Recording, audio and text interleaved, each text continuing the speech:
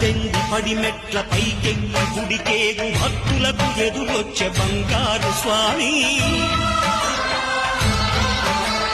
ఇరుముడులు స్పృశించి శుభమును దీవించి జన బృందముల చేరే జగమేడు స్వామి తన భక్తులనరిల్చు తప్పులకు తడబడి ఒక పక్క ఒరిగెన ఓంకారమూర్తి